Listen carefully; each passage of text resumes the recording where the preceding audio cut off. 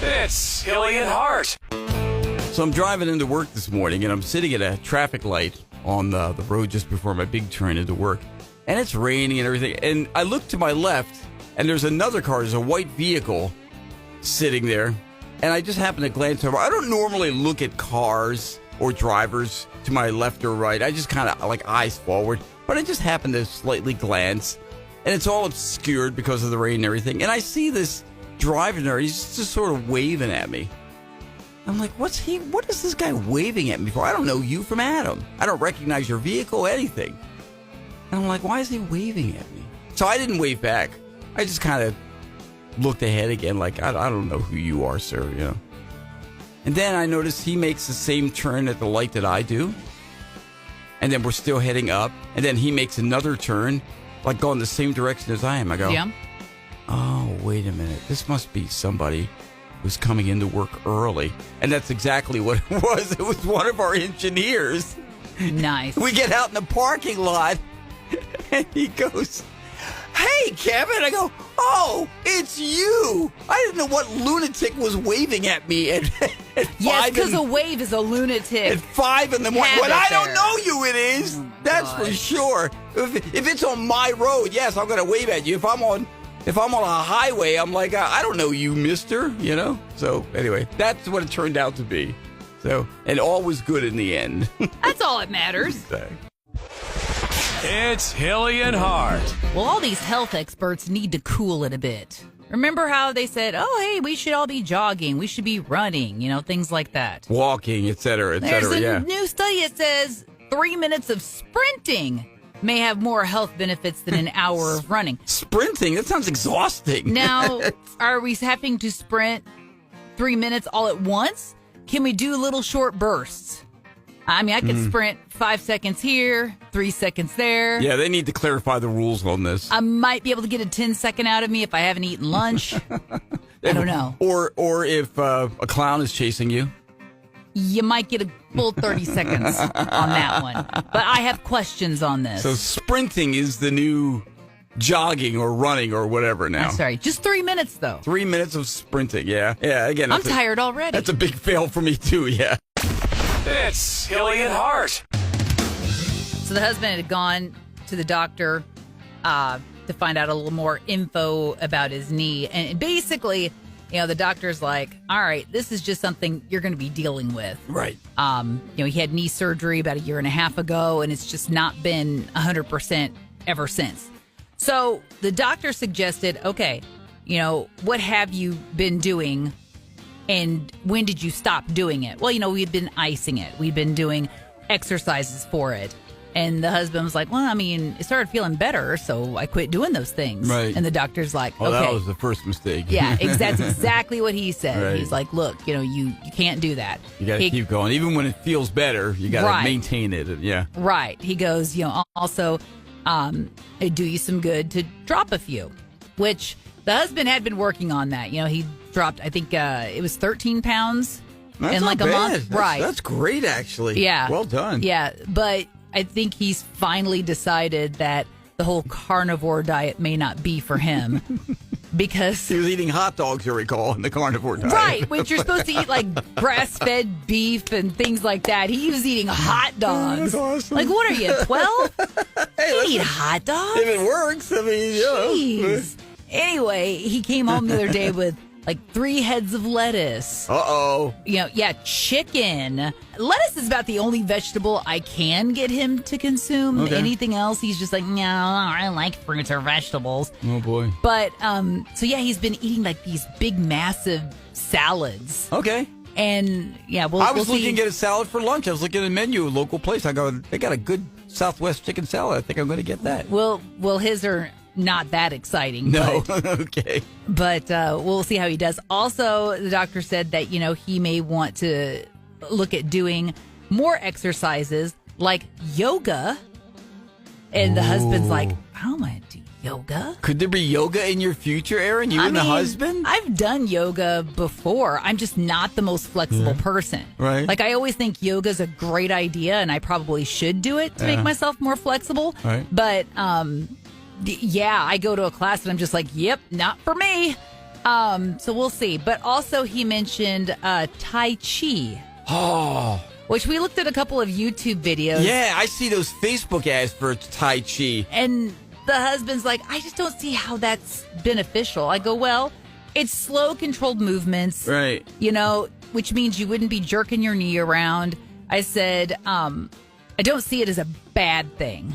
Now, whether or not he'll do it, it's another thing. The things I see are like this guy who's like, he's really sort of buff and everything. And somebody says, well, my father is like 82 years old. He'll be like, your father's at a perfect age to do Tai Chi. Yeah. And somebody else will be, my dad is 67 years old. Your dad is at a perfect age to do Tai Chi. I think he's just trying to sell Tai Chi. Is Oh, yeah. what I think. Yeah. But, His doctor also mentioned chair yoga, to which oh, my gosh. the husband was like, how old does he think I am? I was going to say, well, the way you talk about me on the radio, no wonder people think I'm ancient. I'm like, well, neither one of us are spring chickens. But no, I don't think you've reached the critical, Chair I can only yoga. do chair yoga from here on out stage of life. He's not a fall hazard yet, anyway. Not yet.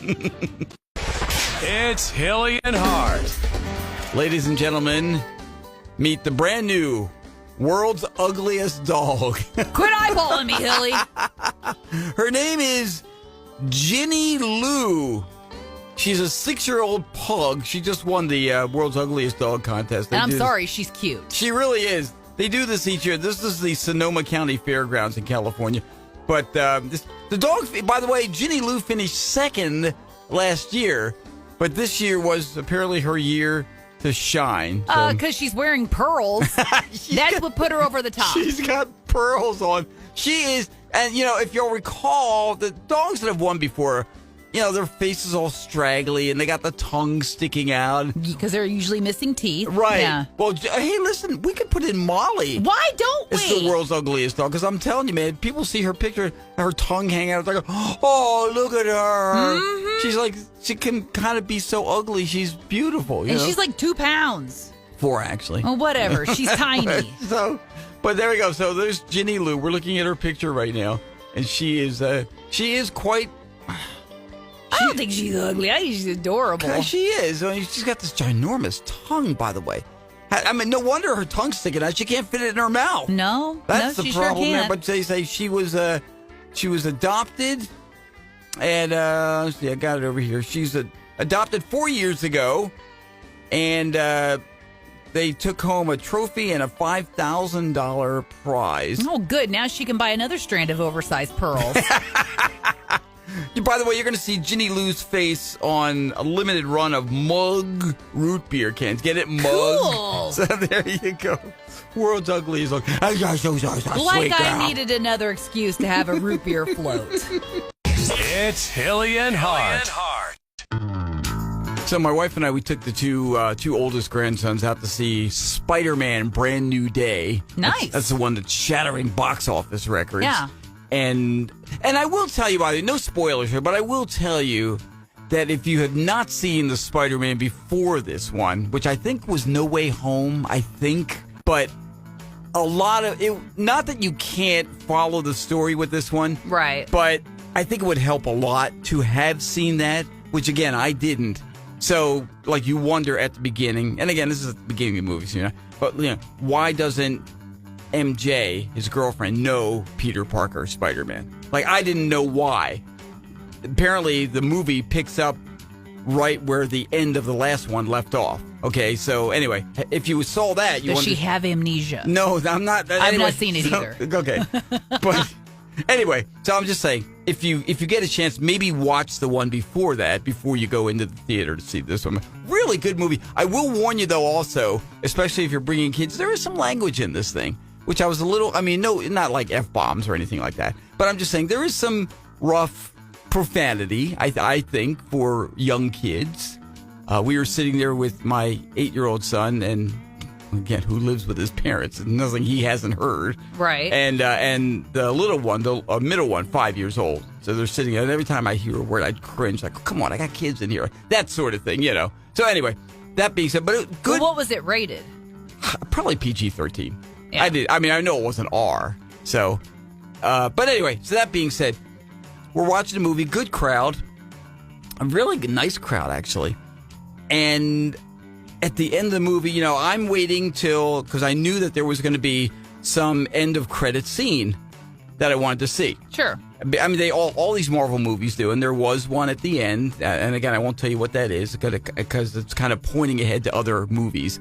But so at the end of the movie, as the credits start rolling, Erin, I love it when movie audiences applaud. Okay. And I miss that. There used to be a day if you saw a big movie, everybody applauded.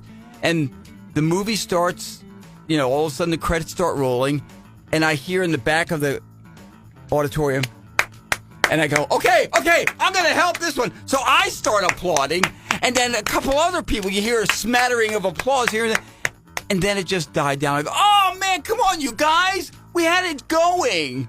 Why didn't we keep this moving, So we got like a handful of people applauding, but I wanted the whole theater to applaud.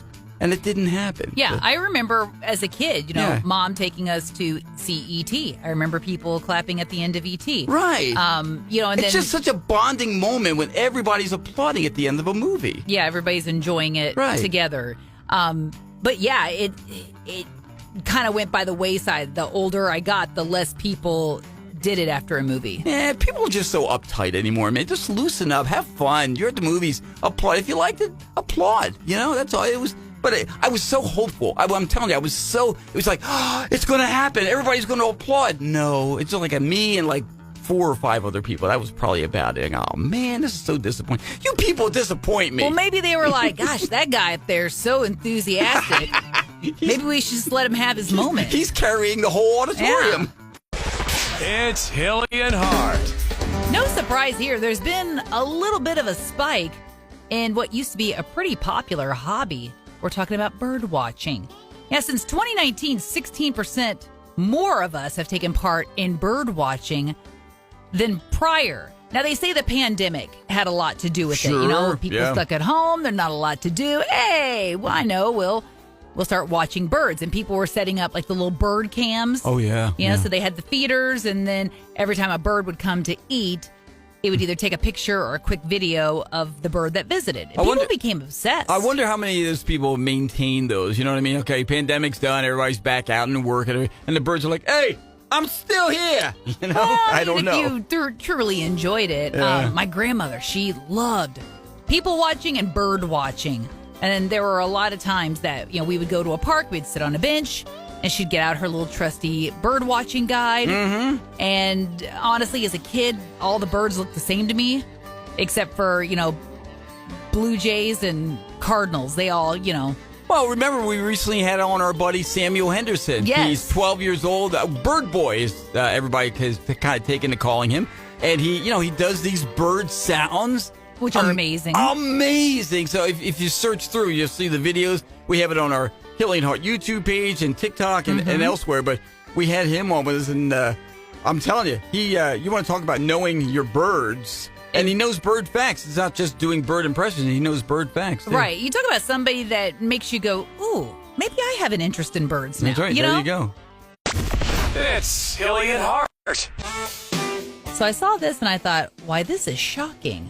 Yeah, the number of high school students that drive apparently has decreased by 15% over the last 5 years. And, I mean, to me, when you turned 16, driving meant freedom. It meant you could pretty much go where you wanted to when you wanted to, which was great. I saw that. That was kind of mind-blowing to me, too. I mean, I remember, gosh, I mean, in New Jersey when I was growing up, it was 17 before you could get a license. 16 driver's permit. I know most of the rest of the country, it's 16. Mm-hmm. Man, when I was old enough to get my learner's permit, I was standing there in front of the DMV before they opened. Yeah. I was like, ain't nobody stopping me. That was like a rite of passage. Right. To get your driver's license. You were like one of the cool kids. You were in the club. And now, so many of them are like, don't really care. How can you not care, man? Well, because their parents are taking them everywhere. And, I mean, if that's your arrangement, that's fine. But my parents, we lived on a farm. So we lived out of town. So if there were things that I wanted to do, and I had a lot of friends that lived in town, Right. plus I played sports and all that, if I wanted to continue to do all those things, You had to be able to get yourself around. exactly. Yeah, It was very important. I remember Dad saying, hey, it's important that you learn how to do this. It's important that you do this. Right. And that's all I needed to hear. Not to mention the goal of having a car. Yeah. Your own car, man. You're driving your own car. You got a license. That is, like Erin was saying, that is like a license for freedom. Mm-hmm. But apparently things have changed a lot now. It's not that important to kids anymore. Yeah. There's quite a few kids that I can think of that don't have their license and really don't care to. But they're also not anywhere near any public transportation. Yeah, it's true. You kids can't see me right now, but I'm shedding a tear. It's Hillian Hart. Well, let us bow our heads in silent tribute to Columbia House, Oh, man. which is gone forever. They're shutting their doors there, and they are closing that. We all remember Columbia House. 12 records for a penny. Remember that? Did you ever do that? I was Miss Erin Kirschmar, Mrs. That's right. Erin Kirschmar, That's right. Mr. Erin Kirschmar, and I think also Erin Kirschmar, like the third or something. I mean, like I had several accounts going on, and my mom was like, "What are you doing? You shouldn't do I that." got something going on here, Mom. I'm Quiet. like, "Getting 12 cassettes for a penny, Mom." That's right, exactly. You could get cassettes, you could get albums. We all did it, man. And you know, it's funny. We always feared the knock at the door. Is Mr. Aaron Kirschmart here? You know, that's a fear that every kid had. You never know. I mean, it's like What was the fear? that they're going to come get you because, you know, you had all these aliases. Something told me the Columbia House people were a little bit more busy than going to knock on the door of a sixth grader's house to say, "Oh, come along with us." You know, now we know why they're out of business. They lost so much money on albums and cassettes over Hey, the years. ma'am, I fulfilled my obligation. I bought my 3 cassettes at regular price Did a year you or really? whatever. Oh, man. yeah. I think you were in the minority. Hey, I'm an honest kid. Most of us, I think, ripped off Columbia House. For the most part, I'm an honest kid. I mean, yeah, I had multiple accounts, but I always fulfilled the obligation. Farewell and rest in peace, Columbia Music House.